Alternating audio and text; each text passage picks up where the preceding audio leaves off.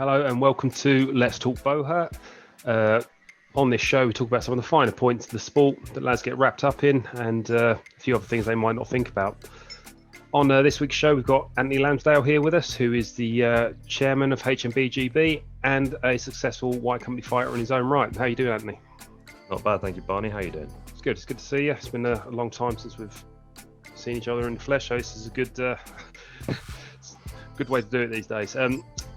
If you just give yourself a bit of an introduction for those that don't know you, you have been known to be a bit of a grey man in the sport, but you've been around and done a lot of it. So if you just run us through who you are.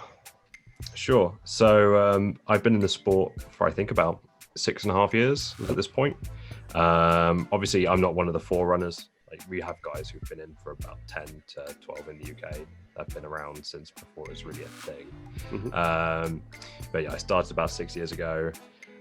Wasn't very good for a long time. Cracked on for about 3.5 years. When White Company was formed, I was one of the founding members, and I've been doing that ever since. When things started changing politically in the UK, I ended up taking the forefront with things, trying to develop the sport professionally. Mm-hmm. And that resulted in me becoming the HMB rep and chairman, which is a position I can't seem to get rid of now. No good deed goes unpunished, does it? No, absolutely not. Showing a slight bit of competence tends to breed admin, doesn't it? Yeah, quite. So yeah, I've been around a bit. I have some accreditation. Happy days. So you've been in the sport for some time, you've been, and you've been in an authority position for quite a while now. So you've got a different view on the sport for a lot of people at the grassroots as you look from the top down onto the country. Because us in our own teams, we tend to get a bit wrapped up in our own little microcosms and own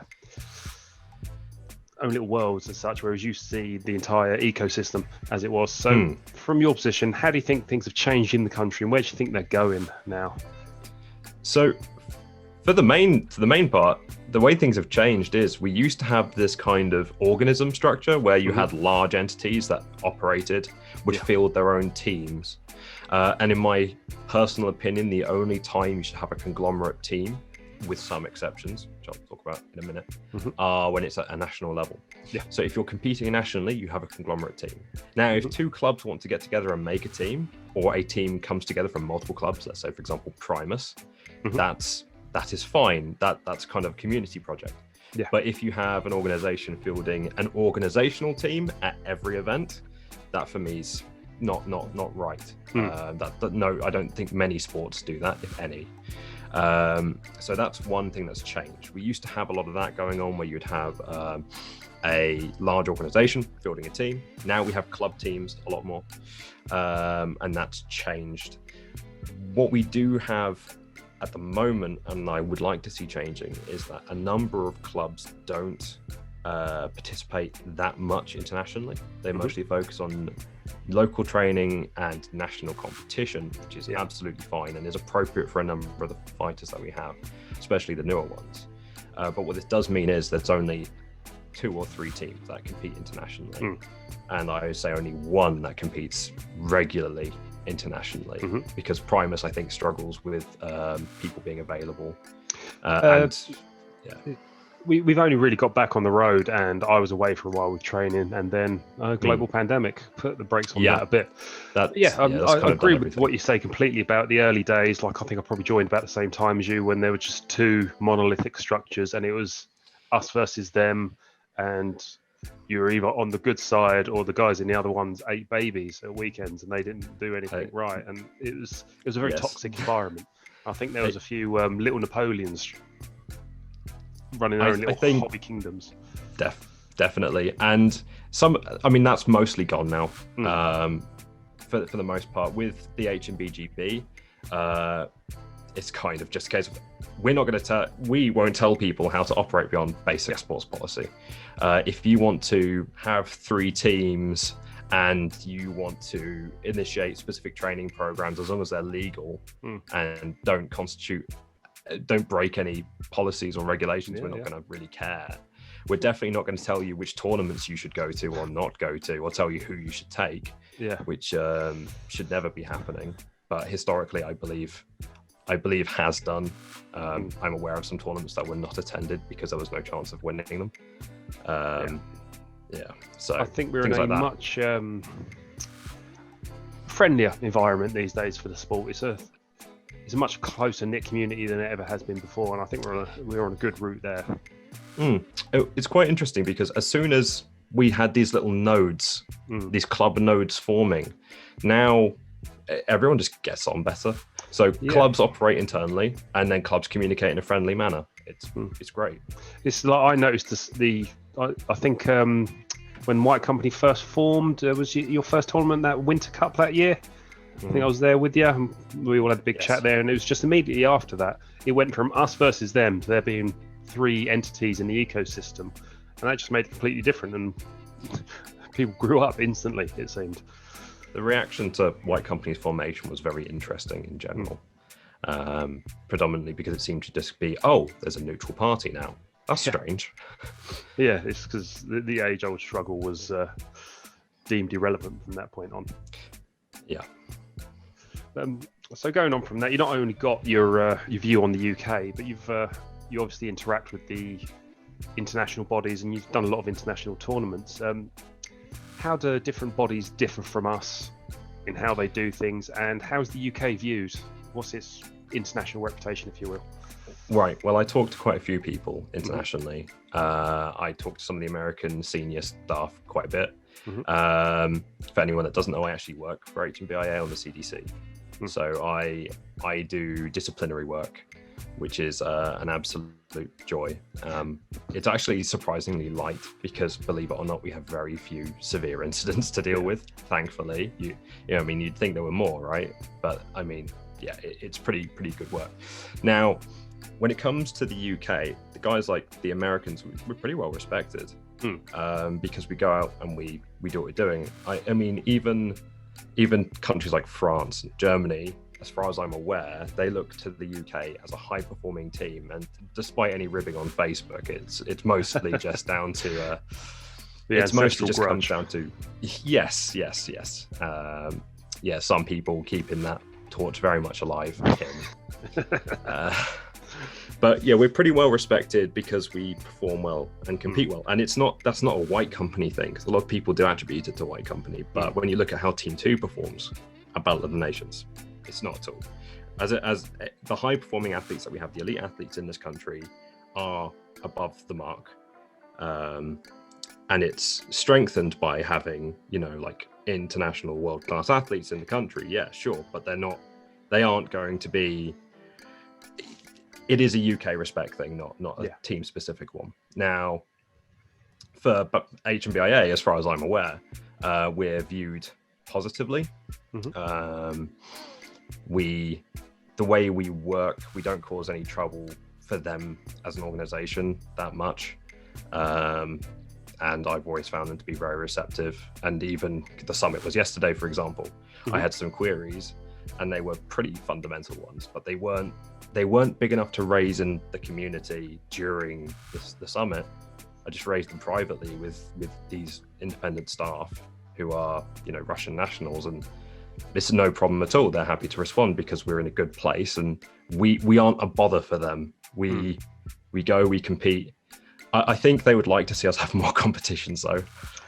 Yes, wouldn't we all? But that's something we're all working on inside of HMBGB at the moment. It's a task that's coming on.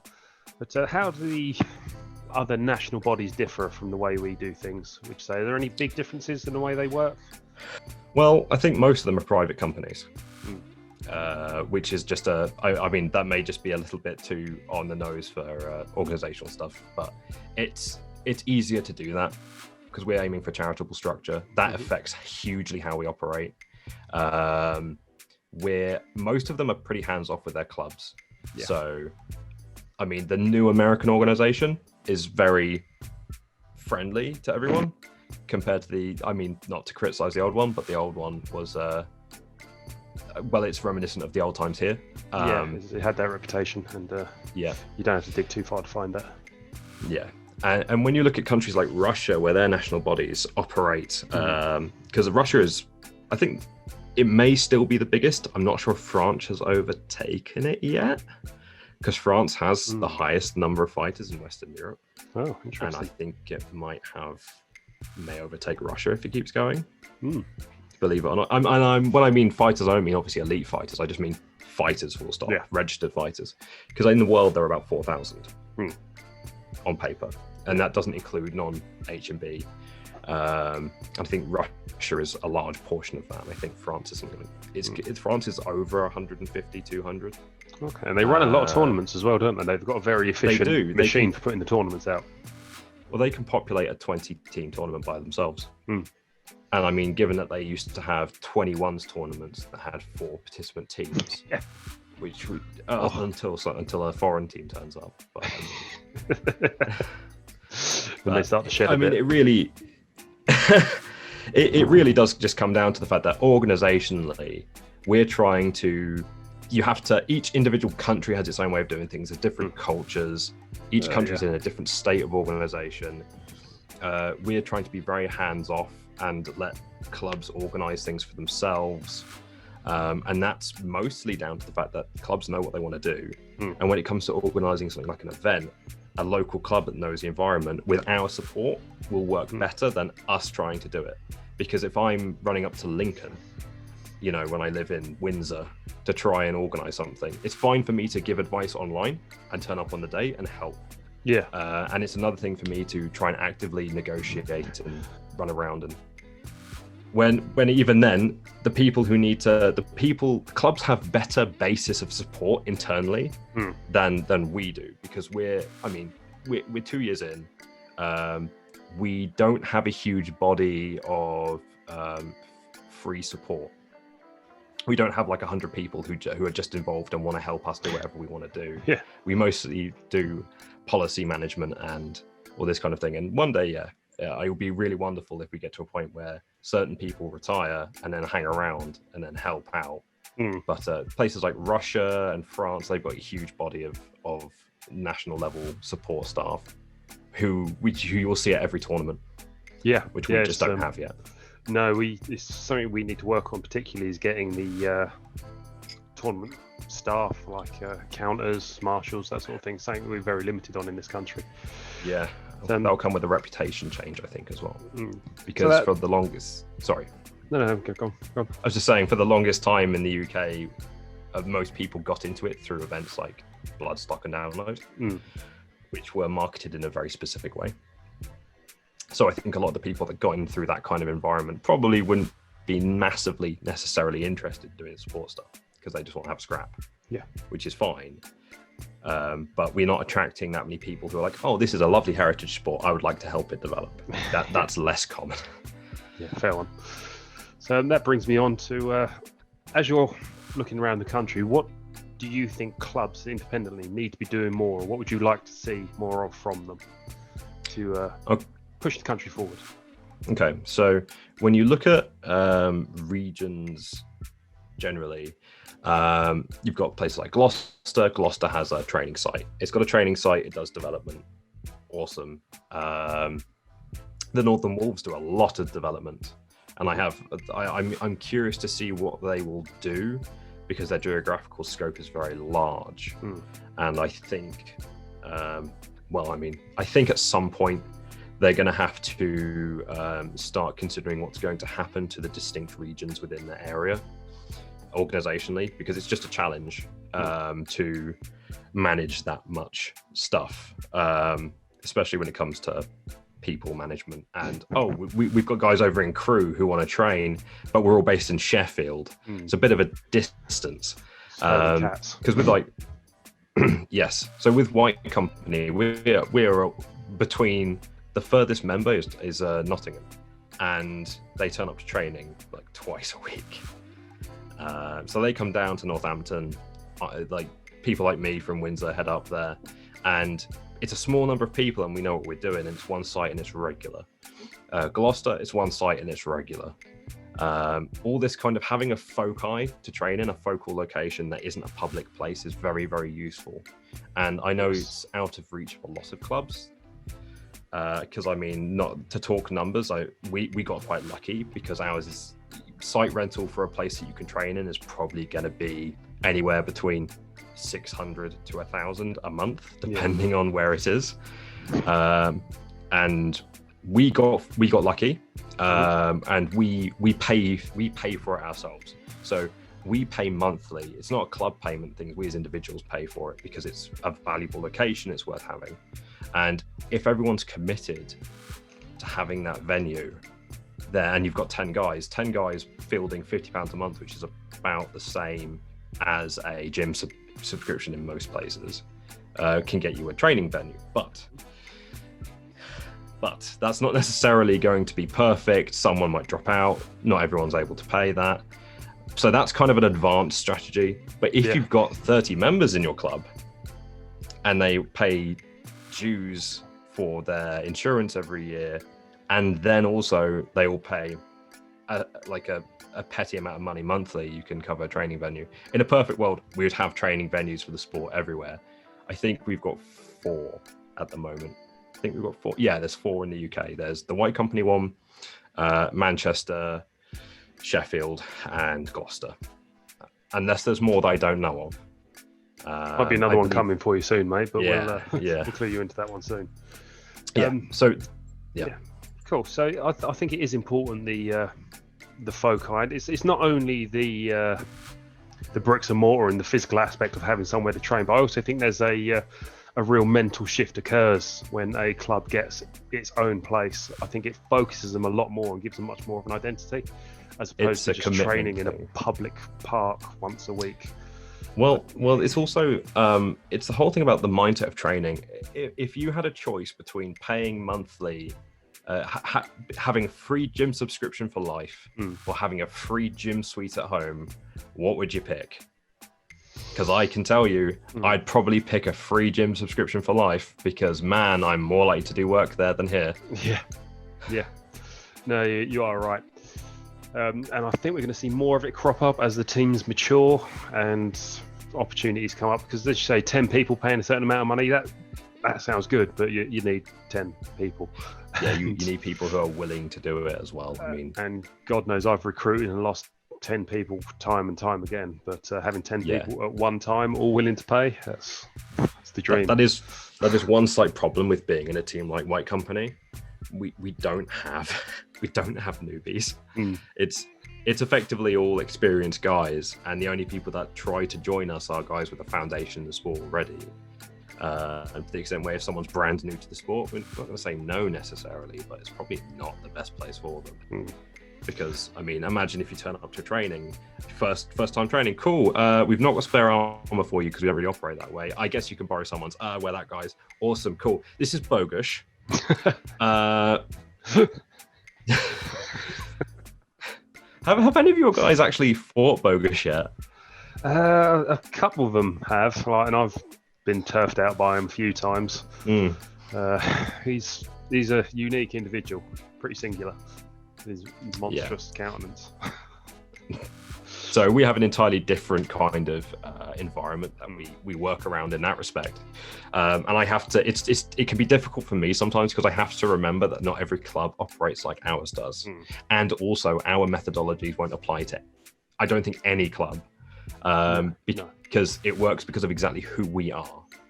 We've had one new member in 2 years. Every club has its own character and personality, as you say, and a lot of us, the grassroots recruitment and expansion of the sport is what they really exist for.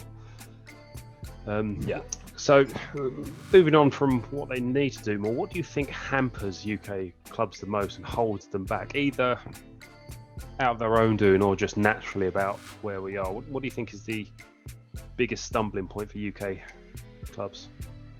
Right, so I'd say for clubs, there's probably 2 key problems. One, which is amateur hobbyist attrition, because there's not enough going on for hobbyists to keep them super invested. But and that's part of being in the UK, which is the second problem. The UK is a really great place for a no fun environment. Do you want to use a castle, guys? Cool. Are you sealed? Not. No. Get lost. So I think every castle is pretty much owned by British Heritage or Merlin at this point. If you don't know who Merlin are, they run Thorpe Park and Legoland and Warwick. So because what we do is a competition sport, if we approach most public sites, they will pay for a service, but they won't let us have an event for their, and then just kind of let's use the site and take the money from it. If they're paying for a service, I think they're usually happier because they're like, oh, we're paying and we get this, but then we have to present it as a medieval tournament reenactment thing as opposed to... I've experienced that where I've offered them a full contact tournament and they go, okay, but we need to competitively get that quoted, and this reenactment cruise can do it for half the price. Yes, with less of the insurance complications. But that's not what I offered you, and it's not what you wanted, and so now no one's happy. Yeah, and we had a circumstance before where we've been approached to, can you do? We're really interested in H&B. Can you do H&B for us? It's like, yeah, sure, cool. We're not going to include you on the site insurance, right? So the events insurance isn't going to cover us, so we've got to source our own. Cool. How much is that going to cost? Well, no, we're not doing it then. Because we have to pay for it, and it's realistically not affordable for within. Because the thing is, this is something I've said a lot, is that we need people who are prepared to promote and run the sports events, who aren't necessarily attached to specific entities, who are happy to profit off this. And I know that's a weird thing to say, considering profiteering is something that we really want to avoid. But there's profiteering, and then there's I'm running a sports promotion company and I'm making money off it as a business, and it's all known. Because if someone, I was working with a guy briefly who wanted to organize a tournament in Windsor, because obviously you've got the castle and everything else, but that entire environment is very restricted. Good luck trying to do anything there. But we had a contact who was with Eton College, who owned a section of land. And in talking with him, what he wanted to do was organize a medieval fair. He wanted to charge the vendors, charge for tickets, and basically he would organize and the location, the setup, leave everything else to myself and whoever else wanted to work on the tournament, and he would take the financial gains. So basically we would end up with a tournament which costs us nothing. Yeah. And that would be perfect, because I'm not necessarily interested in doing a tournament making £2,000, £3,000 or however much. I'm interested in having a competition for the fighters. And if someone else enables that by running a business, the chance of that event being there next year is way higher. Yeah, absolutely. I don't mind people like getting paid for their labour. If I get what I want out of it, that is great. What I don't like is when fighters get charged to have an event exist. Well, there's a couple of ways of looking at it. I think we've been very privileged for the sport so far to have so many free tournaments for us, because it's quite entertaining. Many other sports, you always have to pay to get into them. Jiu-jitsu, I've always had to pay to get into those tournaments. As a participant? Oh, cool. From my experience of doing, my history in sport beyond this, I never did competitive. So I've done karate, jiu-jitsu, but I've never done competitions. I didn't know there was an entry fee for those. Yeah, and the way I see it, it covers that jiu-jitsu's always historically got massive fucking medals, so someone's got to pay for those. And I don't mind paying for a tournament if I know I'm going to have decent medical cover while I'm there, if I'm going to have access to... I'd rather pay a couple of quid and get a really good tournament. Otherwise, apart from this is free, but you're in a field and we haven't got a tap, so good luck. Yeah, there's universally been resistance about paying money though. I remember, I think Winter Fight Cup used to have a fee, and then on the year after, their Bohurt League status got not existent. That wasn't to do with the fee. There was some other shenanigans there. But no, I'm saying the year after. Yeah. So there was an issue one year, and then the following year they didn't even go for Bohurt League status, but they halved the price of the fighter ticket, which was interesting. And the thing is, whenever we've had tournaments with ambulances and stuff, individuals have paid for those out of pocket. And then there's been some kind of recoup of payment for the people being there, or if viewers came in. Now, I've been more than happy to pay to £400 contribution to an event. I think I offered to personally provide support to an event at one point, because I said, you really do need an ambulance given your location. I'm happy to provide some of that. And the whole thing is like, that's important. But with what you've just said about other sports, if someone said there's a registration fee of $10, 10 quid, 10 piddly puns, and then you've got 5v5 teams at full complement, that's £400, that's half an ambulance. Now in the UK, I think if we were to have 5v5 teams at a tournament that cost money, would be like a happy kind of number, because frankly we don't have that many whole complete teams at the moment that are operational, either through armor, injury, or otherwise. Well, we have nothing at the moment, Corona. But if we're like France, for example, where we could expect 12 teams to show up when we put on a minor tournament with no league status in the middle of the country, and 12 teams turn up anyway, and then each of those is charged, say, £5 per person, then at that point you're covering ambulance, you're covering other costs. It's kind of good. But if you're doing that, you have to provision water, and it's almost given that you'll provision food as well. So I say expectation. But people expect to get value for money at that point.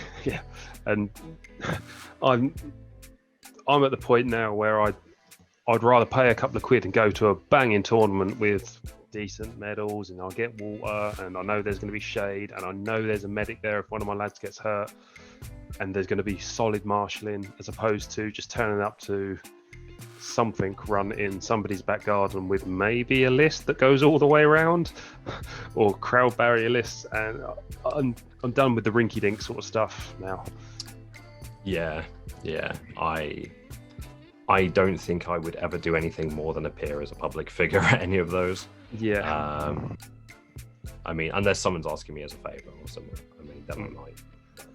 I don't mind, like, sometimes you do public show events, but as long as the lads are looked after is my point, as opposed to... Well, it's funny you mention public shows, because I think the last one that was of merit that I remember, so there's been a few public shows around but they're not often a public show explaining what the sport is. They're often a public show of medieval combat with no context for the sport, and it's an excuse to do a tournament under the guise of a presentation. I'm not going to name any specific examples because I think that'd be rude. But I do recall, I believe yourself did an actual demonstration at the University of West of England, which is maybe it was yourself. Oh, in Bristol. Yes. Me and Dan, who was on the show last time, we went down there, done a bit of a show off of it. It was really lucky because I got in contact with the Southwest Martial Arts show. I just saw it come up, and I was like, I'm going to chance my arm here. Would you like us to appear? And I was expecting to be rodded off or be told I had to pay to get in there, and they offered us money to do it, and it was amazing. And it covered my costs. It got Dan down. No one ever makes money out of this sport when you're a competitor, but no, it was it got the word of the sport out there a bit more. But as you say, some of the other ones, they can be good for recruitment, and they can get the word out, and again, it is an excuse to get lads in armour in public, I find. Yes. But the education element for the sport specifically, it needs to be there. HMBI is putting a push on that at the moment, because what's kind of happening sometimes, there's an event and it's like there's people fighting, and then people go, they watch the fight, and 400-500 people go, that was a nice fight, and then they walk away, and nobody knows what HMB is still. I mean, it doesn't help sport development, is it? Okay. Yeah, exactly. So going on from there, those are the things that you'd like to see us do more, and what's hampering us. So all of that combined, and what you've seen from us, what do you think is the national character? Because we all look at foreign teams, and we have an idea of who they are. What do you think the national character is of the UK at the moment? Well, it depends at what level. So if we were to if French people see English people, I think they kind of anticipate that it's going to be a hard day. Generally, I think when we go abroad, people expect a tough fight. But for the most part, we behave ourselves, we're well received, we're polite. So I guess tough but pleasant, if that makes sense. I've heard people bemoan and complain every time, like when we've gone abroad. Like I think we went to a French tournament that was entirely French people, and they expected no foreign visitors, and we turned up. Yeah, you see a shoulder drop every now and then you're like, oh, unhappy. Yeah, that was an easy morning. To be honest, I think the group matches were between a minute to 2 minutes each. It was very, very light work after a long drive. But yeah, as a nation, we are generally, I think, perceived as pretty stalwart, and it's a small group of people that act at a high level. Something about the national character I've noticed, and I really noticed it last year at Battle of the Nations in the 30s, where we had some mercs on board, is a lot of countries like a battle cry or something like that. And like I saw you cringe as we said it, like, whereas British people are like, oh no, that's not for me, thank you very much. Like I think we had the Belarusians merking with us in the 30s, and they were in the line and they were going, oh, we've got to do battle cry, get everyone's hopes up. So British people just like, oh no thank you, I'll just be quiet over here, thank you very much.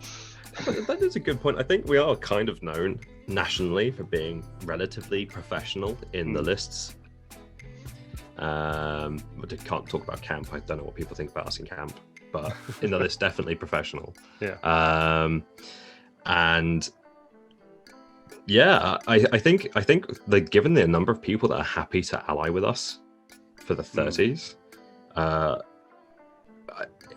think we're very well received. So because we look for mercenaries in general, I think people like to fight alongside us. Because I mean, as you're aware, with White Company doing 12s alliances with Belarus, and also the Kaliningrad team, Western Tower, has to remember Kaliningrad there. It's a fun word. We're always able to find people that want to work with us, and that's a great thing to be nationally. The fact that we can say, hey, we need 10 guys to fill up our team, and we will always find them. That's good. They were pretty high on the stock market, and that's always good to know. For the reason I'm asking these sort of questions is this is going to go out to more junior lads in the sport, and it's good for them to get an idea of where we are internationally. And so, talking about foreign fighters and foreign teams, what do you think our lads individually, our fighters, need to learn from foreign fighters and take back for their own sort of attitude to training and competition in general? Okay, I say this to a lot of people. Look at Russians, look at the way they operate, look at the lack of ego in each individual fighter. There is nothing worse than a fighter who doesn't have the skill to match their self-expansive belief of themselves. The sport is cool and you're a cool guy for doing it. It doesn't mean you can heel kick your way to victory, and it's not going to work either. A lot of the sport is team play and functional strategy, nothing to do with doing a JRPG thing. I mean, you look at fighters like Adrian Wade, love you, Adrian, who likes to do his own thing in the fives team. He can get away with it because, I mean, there's not many people that can deadlift a 180 kilo mass. For the lads at home who might not know him by name, this is he's known as the French Ninja, and you see plenty of compilations of him booming around the list doing amazing stuff. But please carry on, Anthony. Yeah. So with him, it's kind of like he can get away with it a bit, and there's some Russian guys who are very, very high level that can get away with it as well. But most of the time I see teams crumble is when there's a guy who clearly thinks he's awesome, runs around, doesn't actually help that much, and it's basically a 5-on-4 fight the entire time. I mean, we all know it happens. It used to happen in the UK. And just learn functional basics. And once you've observed how like the Russian teams work, they're always ready on time. They wait patiently in the list. They don't make a fuss if there's a problem. Like things like if there's a dispute, leave it to the captain to deal with it because he knows how to deal with it. And those little bits of pressures. And once you get... That's something I've always brought up to my lads, like lads when they're going out to have first tournaments. I've always said to them, like, I'm not going to be upset by you being crap at this. You can be crap all day long. I'll be very impressed if you're good. But the things that will annoy me is if you haven't got your helmet on in time, if you throw hissy fits and you cause problems. Just the very base of it all is behave yourself, be ready on time, and don't take a knee. And those are the very simple things for the lads to take away. And something you said about teamwork and individuals, something I've noticed it kind of coincides with someone learning they're not an individual on the field is kit choices.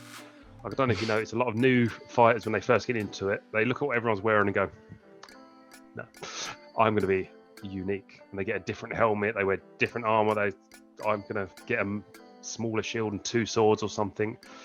But then gradually as they realize they're not an individual on fighting on their own, they kind of, it shifts, and eventually they'll just be with a falchion and a punch shield in a wolf rib, and as that kit falls in line, so does the personality into being a team player.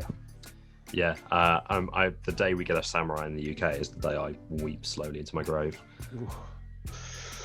I don't know, as long as he's not on my team, I'll be pretty happy. Well, I mean, he'll spend all of his time re-sewing the armor tags on. It's like, there's about 5,000 small pieces of lamellar leather if it's actually authentic, and all this kind of stuff. Because I mean, I thought we were meant to stop at the 18th century, but most steel suits are age of peace and not even for warfare. So anyway, that's samurai. That's a different gripe, isn't it? Yeah. So that's things to pick up. Is the common theme is the small wins and the small practices of professionalism and everything. What do you think the lads need to avoid picking up from other countries? That's a good question. I find an awkward one. That's why I feel it important to ask. It is awkward, because I could turn around and say, if you look at this country, you'll see these problems. If you look at this country, you see these problems. But it's a general question, so let's keep it general. Not every country has the same costs, has the same access to materials. Like when you look at South America and you look at their equipment, that's a product of them being in South America. It's not them making bad decisions. It's just the access that they have. They don't have a museum full of Western medieval kit just down the road like many of us will. Well, they don't have modern blacksmiths. I mean, that's kind of the problem. Like, I remember seeing videos from there of guys who are wearing what I believe were laser cut drain pipes for greaves. And the thing is, though, they're actually trying. So I wouldn't want to use that as an example of, don't do this. If you want to look at a country to see things not to do, if I'm going to be completely harsh and honest, and I know that their rep will agree with me, is the States. Yeah, I knew where that was going. Because if I ever see a cowboy axe in the field, I'm like, oh, cool, he's going to suicide someone 100% of the time. And the whole thing with the USA is it's such a mess of strategy, equipment, ideas. And it's not to say their top teams aren't good, because their top teams are good. But they've got so many fighters, and the fighter community is odd. I think something you can put into the way the US is what we were just talking about individualism.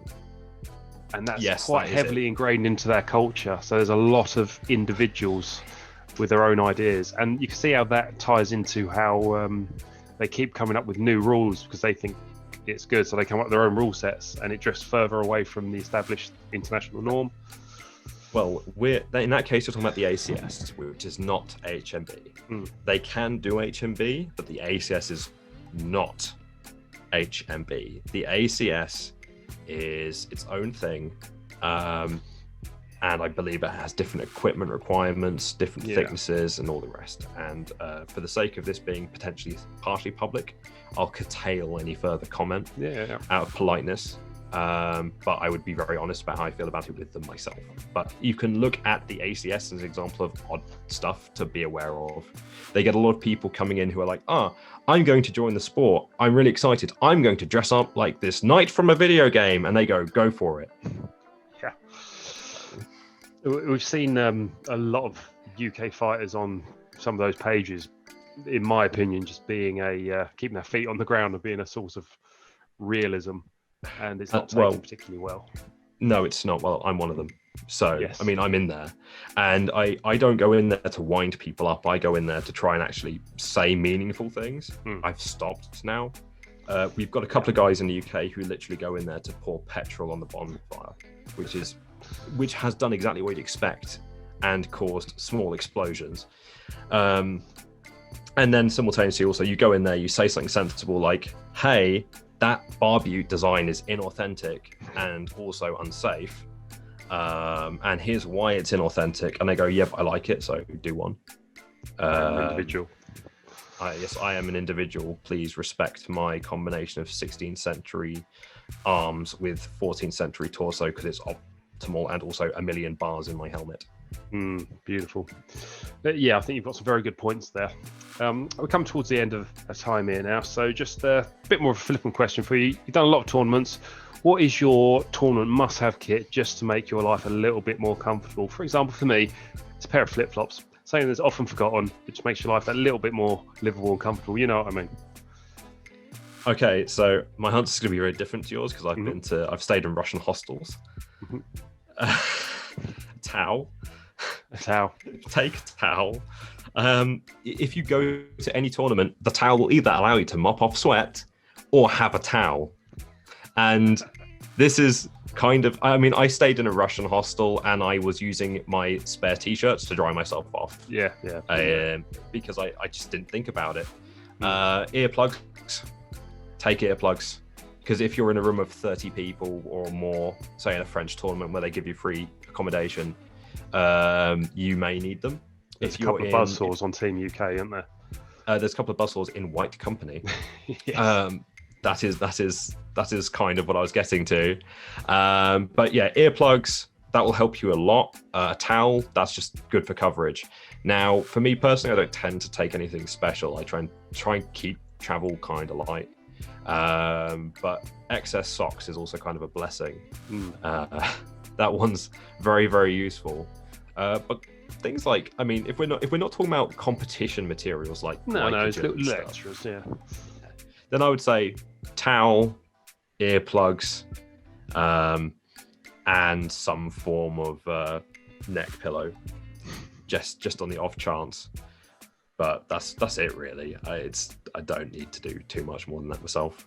No, there's good answers there. Well, is there while you've got the lads here, is there anything else that you'd like to say to the lads out there? Yeah, I hope you've all been doing home bodyweight routines. You better be.